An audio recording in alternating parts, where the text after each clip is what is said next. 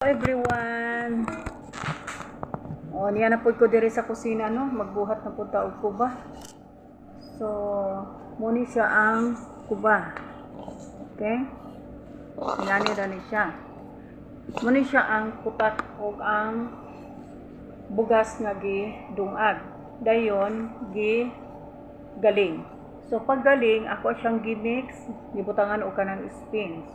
So, muna ni siya ang forma. Para magpariha ang iyahang form, or I mean pantay, so ang ako ang gigamit, ang kaning taklob sa mantika. Muna siya ang akong measurement. Okay? So, ingani na ni siya ang akong measurement. Naglingin-lingin ako daan. So, kung mana na ako siya kuha sa measurement, so, ato ani siyang lingin-linginon. Tuyok-tuyok-tuyokon. Tuyok-tuyok-tuyokon. Humag ng tuyok, ato ani siyang abutasan.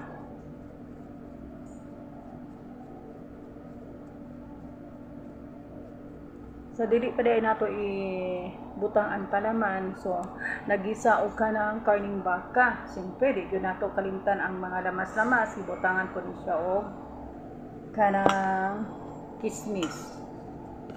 Okay?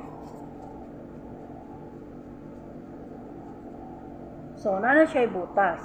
So, dili nato ibutang ang palaman na karning baka nga gisa.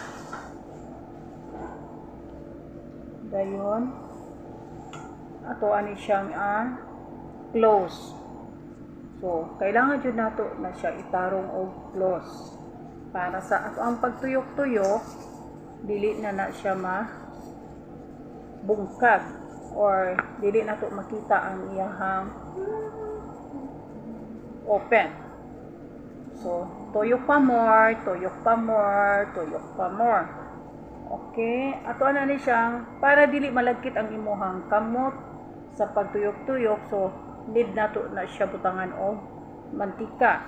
So, ato siyang hapyod-hapyodon. Hapyod-hapyodon, hapyod-hapyodon. Okay, sa paghapyod-hapyod, so siyempre makita na nimo nga naa na siya form na siya, no? Na-form na siya.